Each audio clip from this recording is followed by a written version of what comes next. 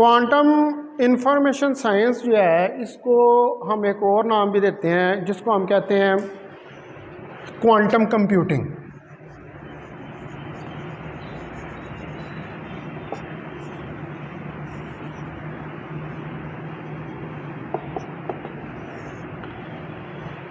Basically इस course के अंदर जो है वो ये स्टडी किया जाता है कि आप क्वांटम मैकेनिकली जो इंफॉर्मेशन है उस इंफॉर्मेशन को किस तरह एक जगह से दूसरी जगह पहुंचा सकते हैं। अब जब इंफॉर्मेशन जो है वो एक जगह से दूसरी जगह पहुंचती है तो उसके एक जगह से दूसरी जगह पहुंचने में क्या वो इंफॉर्मेशन मुकम्मल तौर पर करेक्ट रहती है। मसलन एक बात आपने उसको बताई, उसने उसको बताई, होते होते वो एंड पर जब जिस जगह पर जाकर वो आउटपुट पे जाएगी बात, उसके अंदर पता नहीं कितनी चेंजेस आ गई उस इंफॉर्मेशन के अंदर। जैसे आपको क्वांटम इंफॉर्मेशन के बारे में इंफॉर्मेशन मिली, आप तक होती होती होती होती होती जब वो पहुंची तो वो बिल्कुल मस्ख हालत में हो चुकी थी।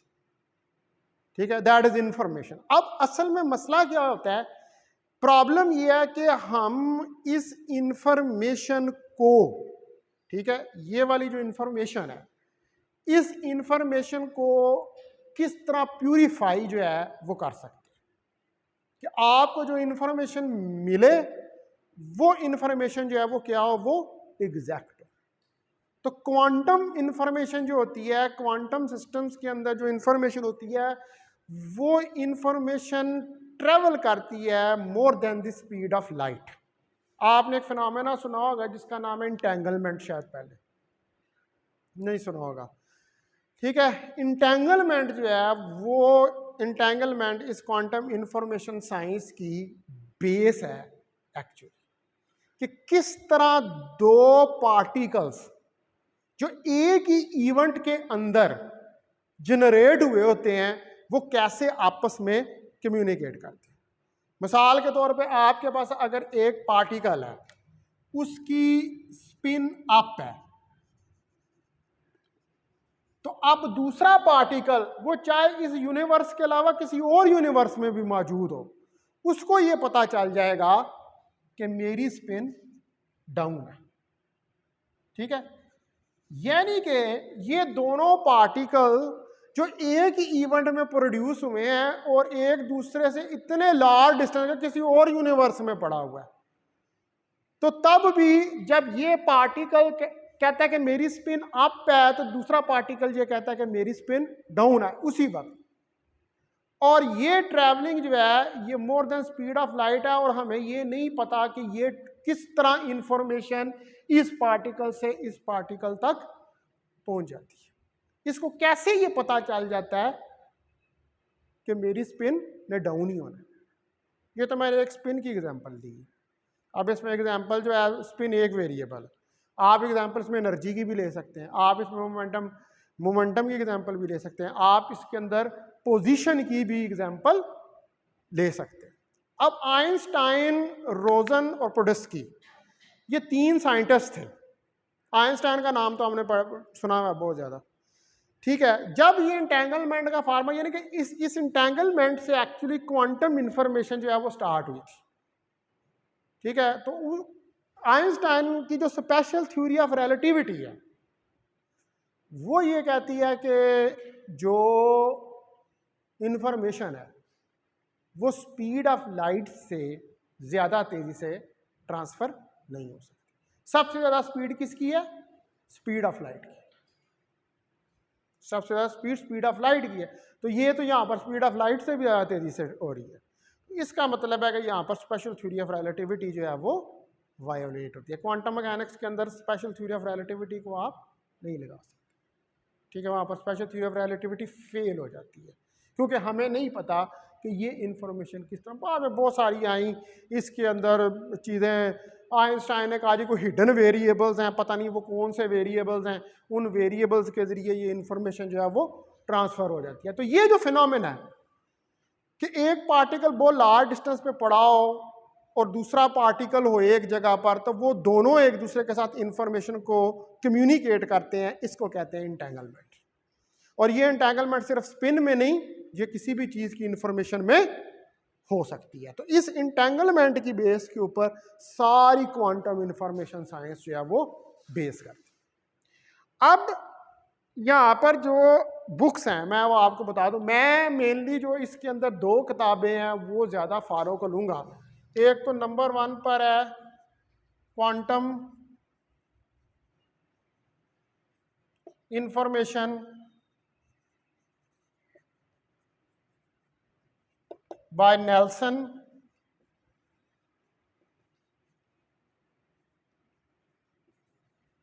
And Chwang. आपके जो कोर्स कंटेंट्स हैं इस यूएस के, ये इस किताब से उठाए गए, नेल्सन एंड चुआंग से। इसके अलावा एक और किताब है, वो भी फॉलो करनी पड़ेगी हमें प्रॉब्लम्स के लिए, quantum computing by David McMahon. Hello अस्सलाम वालेकुम सर जी। जी सर ठीक ठाक सर, शुक्र। तुम सुनाओ, तुम इतना ठीक ने, खैरियत? सर आतिफ साहब तो अज गए ने, जी जी बोर्ड गए ने, वो हैड एग्जामिनर ने। हाँ हाँ जी हाँ जी हाँ जी, वो दिहाड़ी लान गए ने। हाँ जी वो गए ने। अच्छा ਉਹ ਫਿਰ ਉਹ ਤੁਹਾਡੇ ਉਹਨਾਂ ਨੇ ਕਟਵਾਇਆ ਹੋਣਾ। ਉਹ ਸਰ ਇੱਥੇ ਤੁਹਾਡੇ ਨਾਲ ਗੱਲ ਹੋਈ ਕਿਸੇ ਤਫਸੀਲਾਂ ਮੈਂ ਤੁਹਾਨੂੰ ਦੱਸਾਂਗਾ ਕੀ ਚੱਕਰ ਨੇ ਸਰ, ठीक है ना? हाँ वेलकम वेलकम, हाफिज। ठीक है, ये किताब जो है ये इस वक्त मेरे पास है, ये मैं आपको दिखा देता हूँ। जो दूसरी मैंने लिखी है, पहली वाली जो है वो मैंने अपनी तो दी हुई है प्रिंट होने के लिए, आप लोगों को मैं उसकी सॉफ्ट कॉपी शेयर कर दूंगा।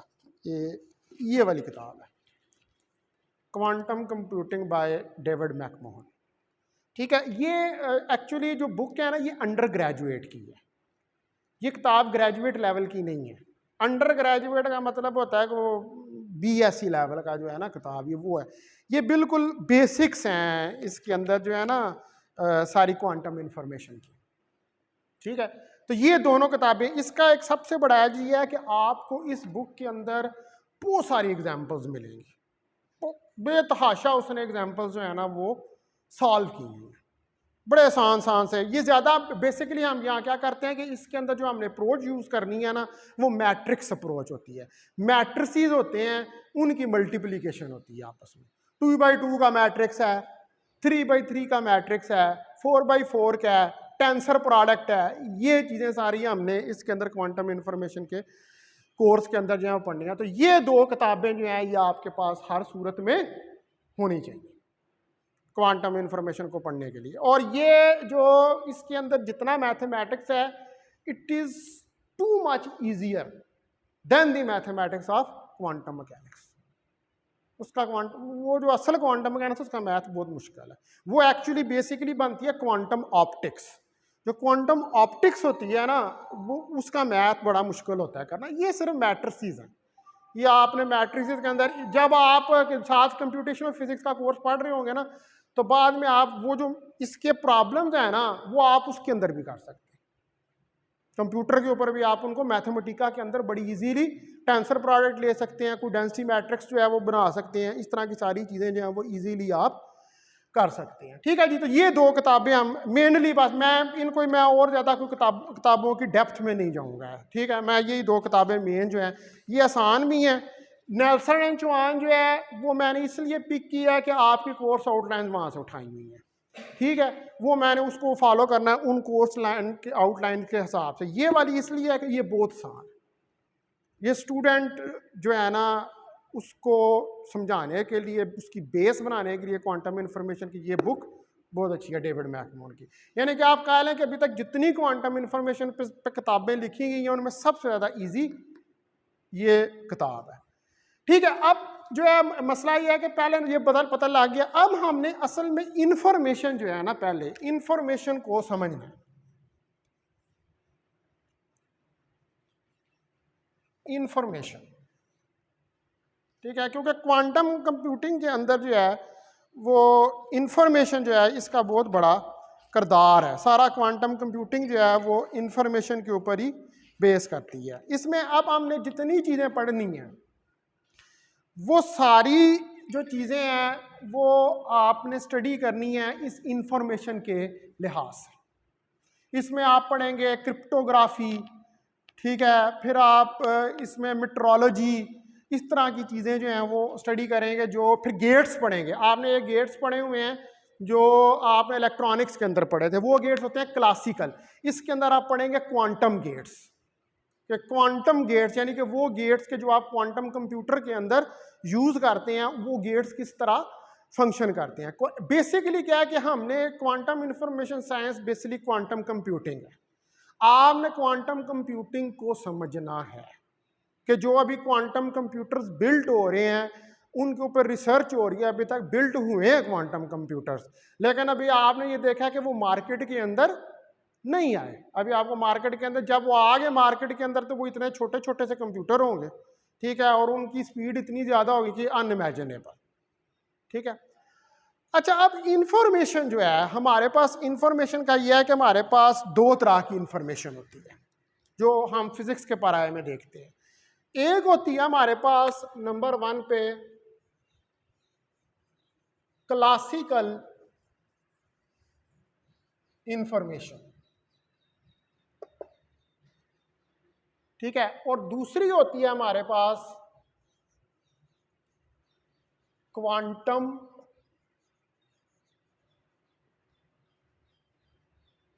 इंफॉर्मेशन।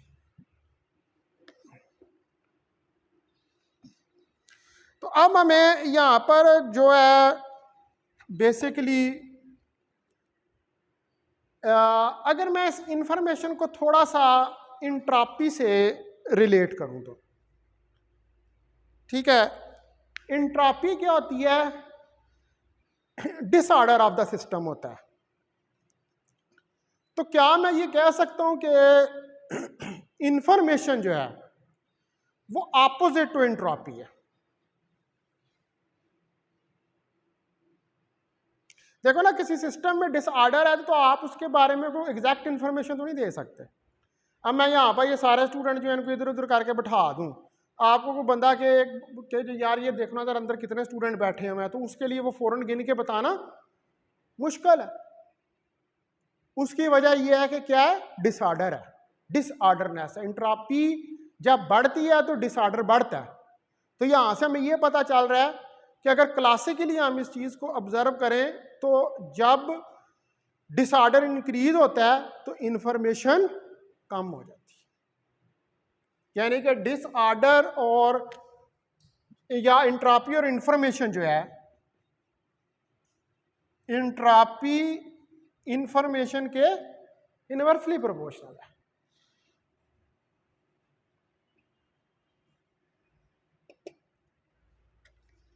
ठीक हो गई बात, क्योंकि डिसऑर्डर की बात यहां पर आ गई।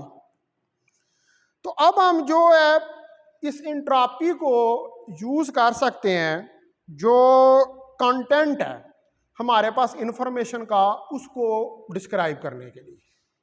यानी कि एंट्रोपी से हम इंफॉर्मेशन के बारे में डिफाइन जो है उसको कर सकते हैं कि अगर किसी सिस्टम की एंट्रोपी बढ़ रही है तो उसकी इंफॉर्मेशन कम हो रही है, और अगर किसी सिस्टम की एंट्रोपी कम हो रही है तो उसकी इंफॉर्मेशन बढ़ रही है। यानी कि अगर आप इसकी मिसाल इस तरह ले लें कि अगर कोई सिस्टम जो है वो थर्मल इक्विलिब्रियम में चला जाए, तो थर्मल इक्विलिब्रियम के अंदर उसकी एंट्रोपी ज़्यादा होगी, कम होगी? ज़्यादा हो जाएगी, उसकी एंट्रोपी मैक्सिमम हो जाएगी। तो जब थर्मल इक्विलिब्रियम के अंदर उसकी एंट्रोपी मैक्सिमम हो गई है इसका मतलब है कि वहाँ पर इंफॉर्मेशन कम हो गई और सारी चीज़ें एक ही टेम्परेचर पे आ गई, तो फिर आप उन चीज़ों में डिस्टिंग्विश तो नहीं कर सकते, इंफॉर्मेशन नहीं दे सकते। ठीक है जी। तो इसका मतलब है कि एंट्रोपी और इंफॉर्मेशन एक दूसरे से रिलेटेड है। तो आप आगे जाके देखेंगे कि अभी जो मैंने पीछे जिक्र किया है कि इंफॉर्मेशन का तल्लक जो है वो इंटेंगलमेंट से, तो हम क्या करते हैं क्वांटम इंफॉर्मेशन के अंदर इंटेंगलमेंट को मेजर करते हैं। क्या करते हैं? We will measure the entanglement. तो उस इंटेंगलमेंट, चूंकि इंटेंगलमेंट क्या है? इंफॉर्मेशन है। इंटेंगलमेंट क्या है? इंफॉर्मेशन है। तो हम एंट्रोपी मेजर करते हैं इंटेंगलमेंट की, ताकि हमें इंफॉर्मेशन के बारे में पता लग सके। ठीक है।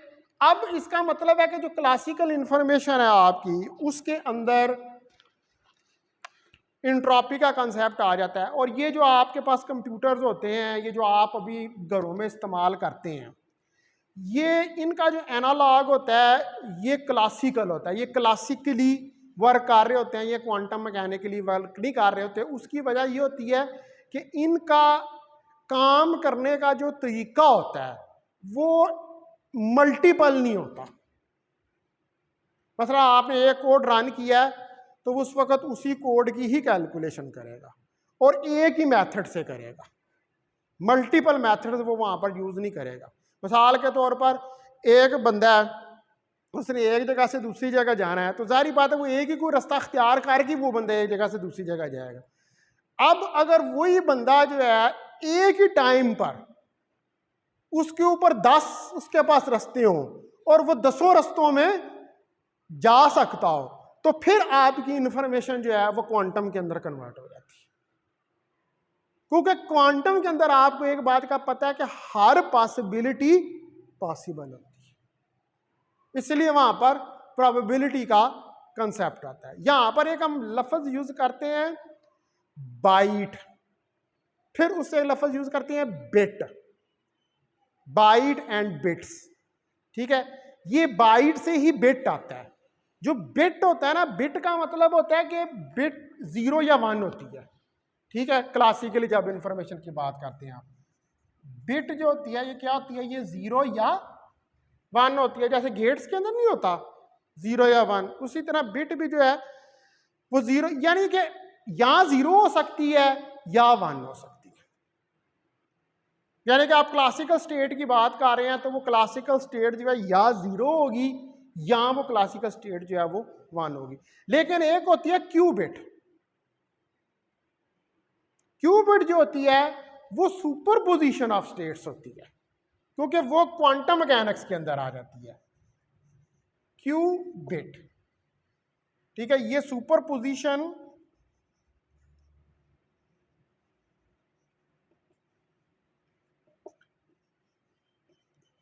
ऑफ स्टेट्स जो है उसको डिस्क्राइब करती है। ठीक है जी। तो अब पहले नंबर पर हम देखते हैं कि ये क्लासिकल इंफॉर्मेशन जो है, क्लासिकल इंफॉर्मेशन जो है ये बेसिकली एक ओल्ड वे है इंफॉर्मेशन प्रोसेसिंग का। इसको हम ये भी कहते हैं इंफॉर्मेशन प्रोसेसिंग। इंफॉर्मेशन प्रोसेसिंग का मतलब होता है कि आप इंफॉर्मेशन को किस तरह प्रोसेस कर रहे हैं, किस तरह आप इंफॉर्मेशन एक जगह से दूसरी जगह पहुंचा रहे हैं। हम ये जो इस वर्ड के अंदर जितनी भी इंफॉर्मेशन माइक्रो नहीं बल्कि मैक्रो स्कोपिकली जो कर रहे हैं, ये सारी इंफॉर्मेशन जो है ये किस फॉर्म में जा रही है? ये क्लासिकल फॉर्म में। ठीक है। इसमें क्वांटम मैकेनिकल कोई भी फिनोमेना जो है वो नहीं होता। लेकिन क्वांटम इंफॉर्मेशन जो है ये एक नया इंटायरली एक न्यू मेथड है कि जिसके जरिए आप ज्यादा इंफॉर्मेशन ज्यादा एग्जैक्ट फॉर्म में एक जगह से दूसरी जगह पहुंचा सकते हैं। ठीक है। तो हम इसीलिए इसको हम क्या कहते हैं? Quantum information science. Information quantum mechanically हम किस तरह एक जगह से दूसरी जगह लेके जा सकते हैं। ठीक होगी बात। तो अब ये जो क्वांटम इंफॉर्मेशन प्रोसेसिंग है, इसमें क्लासिकल इंफॉर्मेशन का तो मैंने आपको बता दिया कि किस तरह इंफॉर्मेशन स्टोर होती है, यूज होती है कंप्यूटर के अंदर। और ये जो इंफॉर्मेशन स्टोर होती है कंप्यूटर के अंदर, इसको क्या कहते हैं, इस पीस ऑफ इंफॉर्मेशन को हम नाम देते हैं बिट का। ठीक है, the basic piece of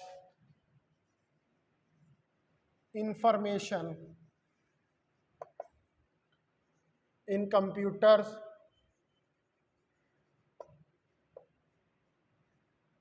is known as bit। इसको हम कहते हैं बिट, जो बेसिक पीस ऑफ इंफॉर्मेशन, जो क्लासिकल आप कंप्यूटर के अंदर यूज करते हैं। और ये बेसिकली जो है ये रिप्रेजेंट करता है किसी आंसर को, जैसे यस या नो क्वेश्चन है, यानी कि आपसे कोई क्वेश्चन पूछा जाए तो आप कहें यस तो मैं उसको कह दूं 1, आप कहें नो तो मैं उसको कह दूं 0। तो आपके कंप्यूटर के अंदर इस तरह जो इंफॉर्मेशन है वो प्रोसेस करती है 0 और 1 की फॉर्म्स में।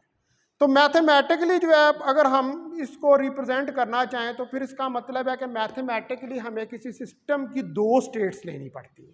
ठीक है, इसके लिए इन मैथमेटिक्स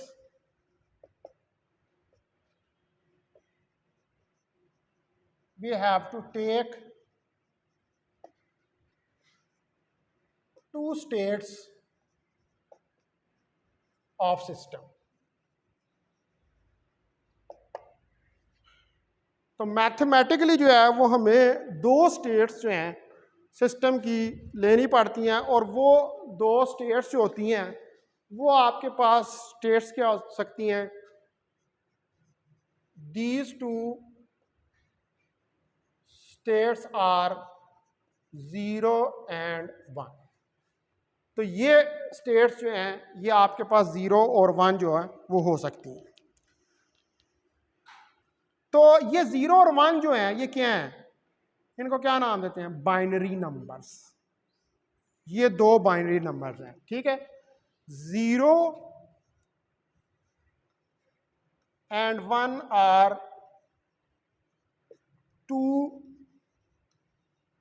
बाइनरी नंबर्स। ये बेसिकली 2 बाइनरी नंबर्स हैं। तो बिट जो है आप इसको एज्यूम कर सकते हैं आइदर 1 ऑफ द वैल्यू, यानी कि बिट जो है वो 0 भी हो सकती है, बिट 1 भी हो सकती है। ठीक है,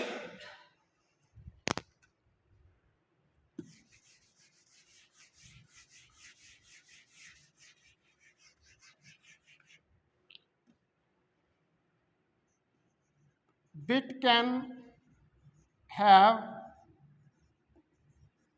either 1 value 0 or 1। तो बिट जो है उसकी कोई एक वैल्यू 0 या 1 हो सकती है, कोई भी वैल्यू चूज करते हैं। तो फिजिकली जो है हम इम्प्लीमेंट कर सकते हैं बिट को इलेक्ट्रिकल सर्किट के अंदर, और इस इलेक्ट्रिकल सर्किट में हम जब इसको करेंगे तो हम इसको वोल्ट्स की फॉर्म में ले लेंगे, यानी कि बाइनरी 0 इसको हम 0 वोल्ट ले लेते हैं, और बाइनरी 1 जो है, बाइनरी 0 जो है इसको 0 वोल्ट ले लेते हैं, और बाइनरी 1 जो है उसको हम 5 वोल्ट जो है वो ले लेते हैं। ठीक है, 0 वोल्ट, ठीक है, 0 वोल्ट ये बाइनरी 0 है। ठीक है, और 5 वोल्ट ये बाइनरी 1 है। तो क्योंकि वहां पर तो इलेक्ट्रिकल सर्किट है ना, वहां पर तो गेट्स लगे होते हैं, क्वांटम गेट्स, सॉरी यहाँ पर अभी क्लासिकल गेट्स हैं, तो वो 0 और 1 की फॉर्म में आप उसको लेते हैं। तो जो फिजिकल इसकी इम्प्लीमेंटेशन होती है कंप्यूटिंग सिस्टम के अंदर, ये इसको हम यहाँ पर मतलब है कि ये इस तरह नहीं स्टडी करेंगे कि इसके क्या इलेक्ट्रिकल सर्किट्स लगे हुए हैं, मतलब किस तरह ये इलेक्ट्रिकली वो गेट वगैरह वो आप इलेक्ट्रॉनिक्स के अंदर उनको पढ़ चुके हुए हैं वो चीज़ें, वो आपको पता है कि वो किस तरह वर्क करती हैं। तो यहाँ पर हम जो है वो बेसिकली इसके मैथमेटिक्स और जो लॉजिक होती है, ये बेसिकली क्या है, 0 और 1 क्या है, ये लॉजिक है, ठीक है, 1 या 0, ये लॉजिक गेट्स जिनको आप लॉजिक कहते हैं, ये लॉजिक से ये आती हैं कि आप 1 को यस कह रहे हैं और 0 को नो कह रहे हैं, तो ये एक लॉजिक है। तो ये उस लॉजिक को हम यहाँ पर जो है वो स्टडी करेंगे। तो अब आप सपोज करें कि हमारे पास कोई क्वांटिटी है जिसकी m डिफरेंट स्टेट्स हैं, ठीक है। Suppose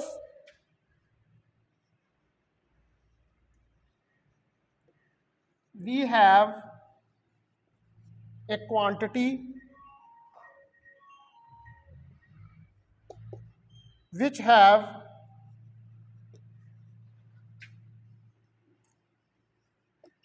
m different states।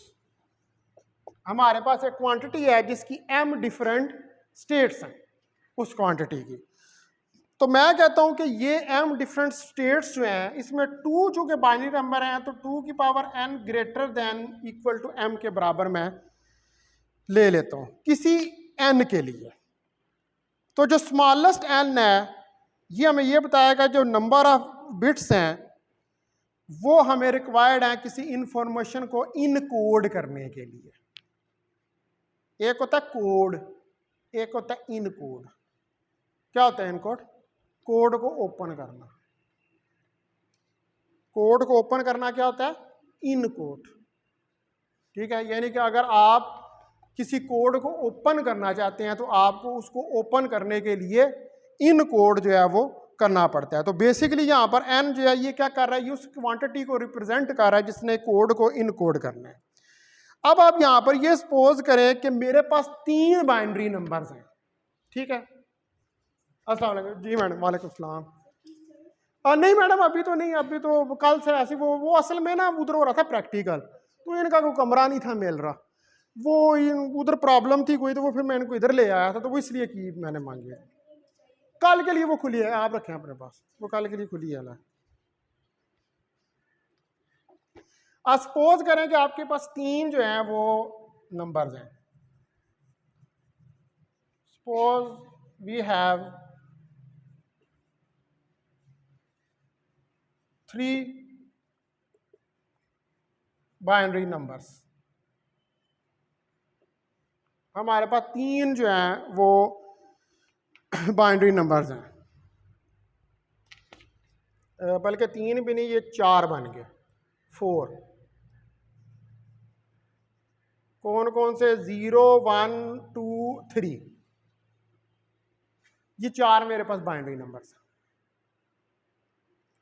तो अब मैं अगर इसको लिखूं तो ये 2 की पावर 2 बनेगी। 2 की पावर 2 इज इक्वल टू 4। 4 ही है ना नंबर, तो 2 की पावर 2 ली तो आपने 4 बन गई। तो इसका मतलब है कि 2 बिट्स जो हैं वो रिप्रेजेंट कर रही हैं इन 4 नंबर्स को। 2 bits are representing these numbers.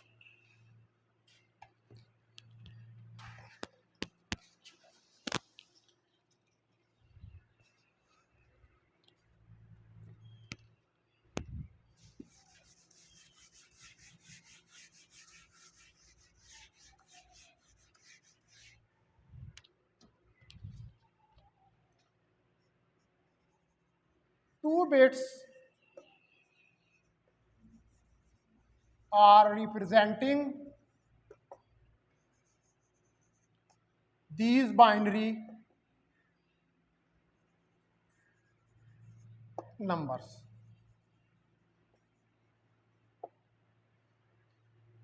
ठीक है जी, इनको रिप्रेजेंट कर रही हैं।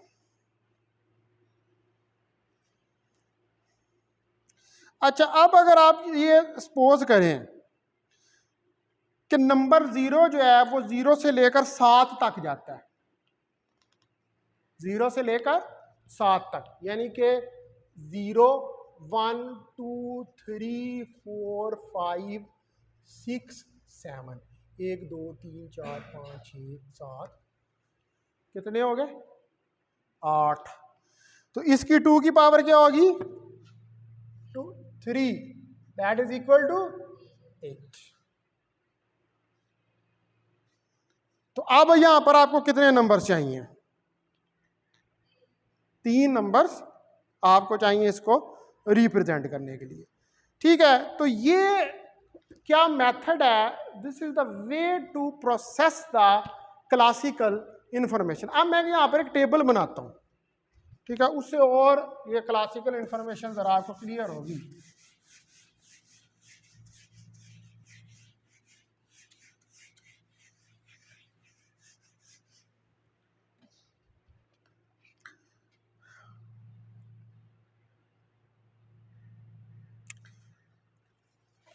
अब हमारे पास जो है वो नंबर है 0 से 3 तक।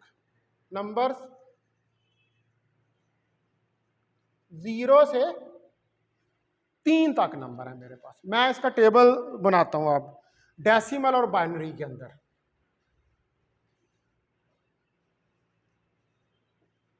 डेसिमल और बाइनरी,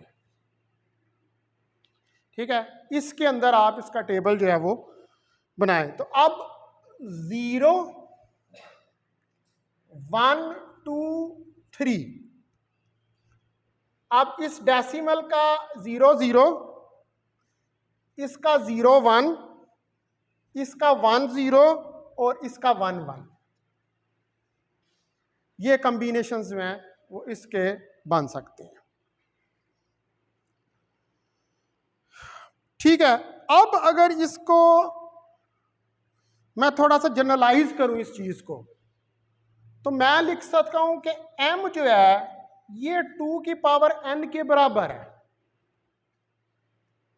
अब यहां पर n तो कुछ भी हो सकता है ना, 2 भी हो सकता है, 3 भी हो सकता है, 4 भी हो सकता है, 5 भी हो सकता है, इसकी कोई, इसलिए मैंने इसको जनरलाइज करके 2 को n कर दिया, क्योंकि पहले मैंने क्या लिखा था 2 की पावर 2 और 2 की पावर 3, तो यहां पर n क्या है 2 और 3। ठीक है, अब आप अगर इसी तरह एक और टेबल जो है उसको कंस्ट्रक्ट करें। अभी मैंने किसके लिए किया था?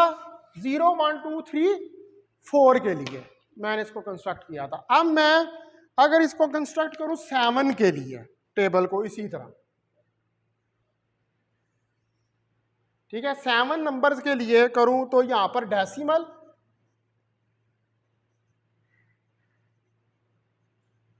और इधर बाइनरी।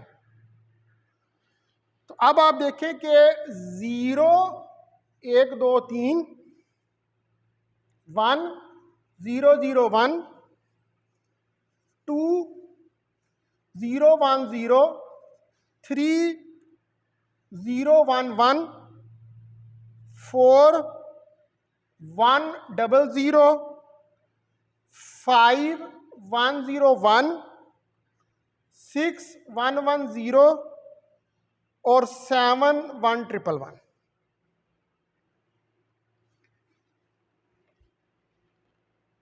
ठीक है जी, अब क्या थे? 3 नंबर थे ना, 7 थे तो उसके 3 बनाए हमने पीछे, तो हमने उस 3 के हिसाब से ये टेबल बनाया। यानी कि यहां पर m की कितनी स्टेट्स हैं? 3। इसके लिए m की कितनी स्टेट्स थी? 2। ठीक है, उसके लिए ये कॉम्बिनेशन जो हैं वो हमने फॉर्म किया। अब अगर आप बेस 2 ले लें ला की दोनों साइड्स पे, log 2m, ठीक है, that is equal to n।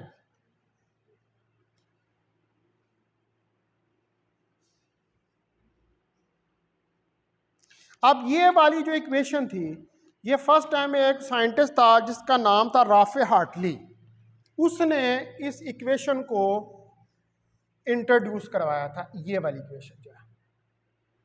ठीक है, और ये 1927 के अंदर उसने ये प्रपोज की थी, और ये क्या कर रही थी? ये क्वांटिफाई कर रही थी amount of information in A message.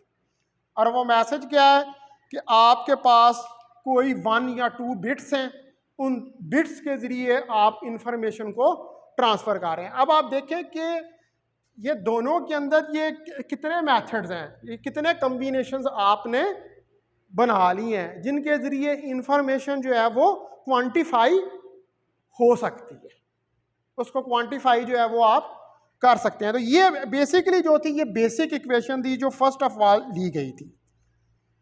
अब हमारे पास अगर जो है सपोज करें कि ये जो log 2m है, ठीक है, यहां पर m को अगर मैं ले लूं log 2 8, ठीक है, क्या ले लूं इसको, log 2 8 ले लूं और n को ले लूं 3, तो इसका मतलब है कि 3 बिट्स जो हैं कैन स्टोर डिफरेंट 8 मैसेजेस, ठीक है, 3 बिट्स जो हैं वो स्टोर कर सकती हैं 8 डिफरेंट मैसेजेस, 8 मैसेजेस, 3 के अंदर 8 तरीकों से स्टोर जो है वो हो सकते हैं।